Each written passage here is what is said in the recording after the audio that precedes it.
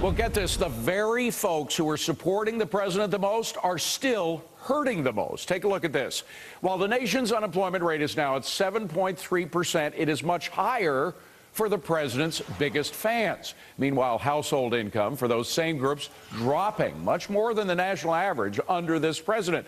And some here saying this is proving the administration's policies are hurting, not helping. But are they right?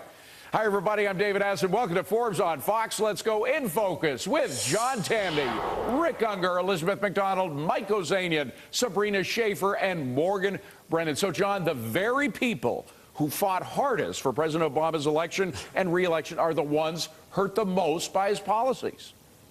Yes, they are. I mean, the Centier research is pretty clear. And what's interesting about this is that you naturally must blame the Obama administration.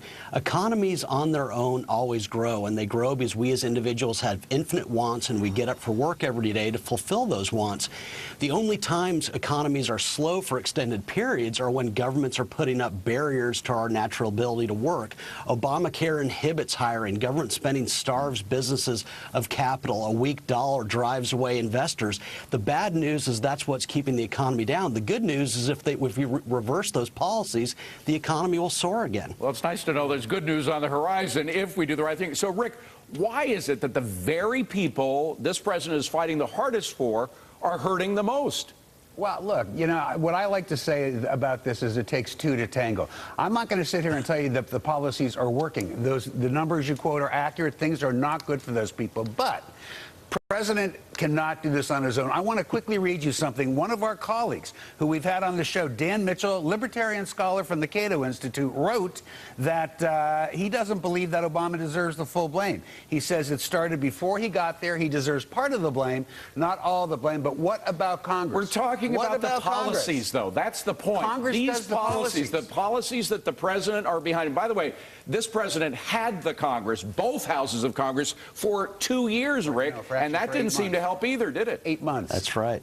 2 years. All right, EMAC, the fact is that we're focusing on policies. I don't care who's the president. What I care is which policies that president follows. And these policies aren't working. Listen, the Ministry of Whitewash is in full overdrive right now, and the crank precincts of the far-left ideologues who are basically misleading the general public. Look at Federal Reserve districts reporting in Atlanta, Chicago, Richmond, Philadelphia. They are hearing from companies citing health reform is hurting them. They are hurting their job prospects at these companies. Goldman Sachs saying it, Mercer saying it, even Richard Trumka at the AFL-CIO just this past week saying it is creating a part-time nation, a record 28 million people now part-timers. And Morgan, here's where I will blame this president, because past Democratic presidents who followed policies that haven't worked have changed those policies, like Bill Clinton, for example. Bill Clinton, the first couple of years, it wasn't working, and then he started working with, by the way, not a moderate, Newt Gingrich,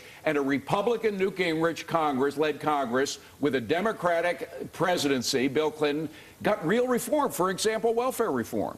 Yeah, I think you should take a look at that. I mean, just look at the polls. We've seen these very same demographics. His popularity has actually gone down in the last couple of months, and I think in large part because these policies haven't been working, or to be more precise, we haven't seen a lot of policies. And to Rick's point, a lot of that is because Congress has been striking stuff down. One of the policies that President Obama was looking to push through was an infrastructure bill, and that would have created construction jobs. And when you look at some of the most vulnerable demographics of American workers, it's folks that lost their construction jobs. These are the folks that voted for Obama. But Mike, this would create jobs for them. Even this president will say, he'll give lip service to the fact that it is the private sector, not the public sector, that really creates jobs. When you have public sector jobs, that means you have to get that money for somewhere. Guess where it comes from, right? That's right. And the private sector. And President Obama, David, should look at JFK as his model. JFK was a defense hawk, but he also cut marginal tax rates, which really helped get the economy going. Where the president doesn't get it, and where his policies are wrong, is that he views the economy as a zero-sum game, which is if one person does well, then somebody else is doing badly. That's not the case. The large amount of government spending, Obama's huge tax increase, and the big regulations like Obamacare have killed incentive for businesses to invest, which is why If you look at the total number of people employed in this country, as well as those looking for work, we're at the lowest level that we've been in 35 years. Well, and the most important things businesses invest in, I think, is people. And again, to Mike's point, Sabrina, the unemployment figures that just came out on Friday once again showed that the people suffering the most are ironically the people the president says he's working hardest to help. That's right. I hope that the 69% of women who supported President Obama last November are paying attention right now, because the fact is that overall unemployment for women is at around 6.5%. For African American women, it's 10.5%. Hispanic women, 9%. These are very bleak numbers. And the fact is policies like workplace regulations like the Lilly Ledbetter Fair Pay Act, these do hurt women. They make it more expensive to hire women. They make it harder to get part-time work. They make it less flexible in the workplace. Obamacare, we talk all about negotiating specific benefits for women, but what about the cost to their pocketbook at home, to the economy at large, and to our freedoms? None of this is discussed about in terms of how this actually hurts women and their families. Well, and John, again, the best the president has offered to help these people are these government programs, these stimulus programs. Most of the stimulus programs, some were tax deductions, but most of it was spending, taking money directly out of the private sector, because that's where the government money comes from, and redistribute. Who is the best allocator of capital? Is it the folks in government, or is it the folks in the private sector? Oh, by definition, it's the people in the private sector, and that's the problem. I mean, economic growth is so simple, particularly in a country like ours. All the government has to do is spend less, tax less, keep the dollar stable, allow us to trade freely, and you would see the economy soar simply because we have a lot of wants, and if we're allowed to go out and produce for those wants, we'll produce a lot. Just get the government out of the way. Stop trying to fix the economy. The fixes are the problem. But, Rick, when you have the government allocate, when you have who do you think allocates capital better? Maxine Waters, Nancy Pelosi, Barney Frank, or Steve Jobs, or people of his ilk? How about all of the above? Look. Wait a minute. You put Steve Jobs in the same category as Nancy Pelosi? I really don't. I admit it. I don't. But let me point a few things out real quickly. A buddy of mine who is actually a founder of the New York State Tea Party suggested I run a little exercise, and I suggest you do the same. Go to John Boehner's website and enter in the search area the following words: minority employment, minority unemployment, anything like that. And you know what you find?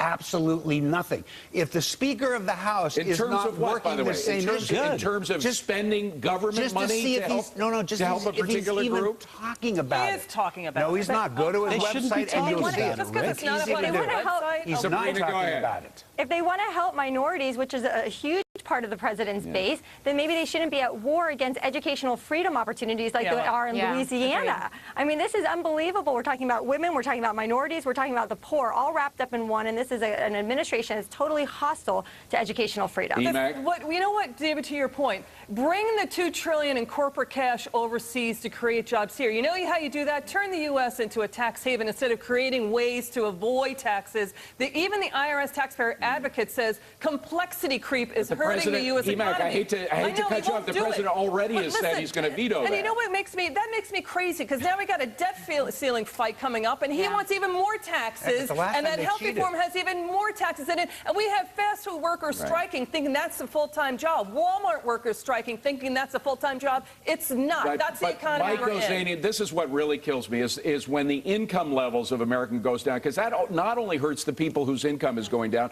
it also hurts business. Businesses can't rely on customers to buy things if people have less money in their pocket, and it's particularly the minority youth, the Latinos, single mothers, they're the ones hurt the hardest. Right, and as per Obama's policies, the reason why all that stimulus didn't work and we have the worst recovery since the 30s is because what happens when you spend, the government funnels money towards bridges and roads, that's just temporary. It's when businesses invest money that creates more permanent jobs, and that is how you get the tax what is revenue. true is the people he's trying to help the hardest are hurting the most. We got to leave it at that, folks. Coming up next, check out this fire.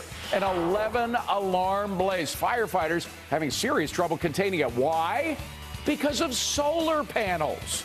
That has some here calling for the green agenda to go up in smoke.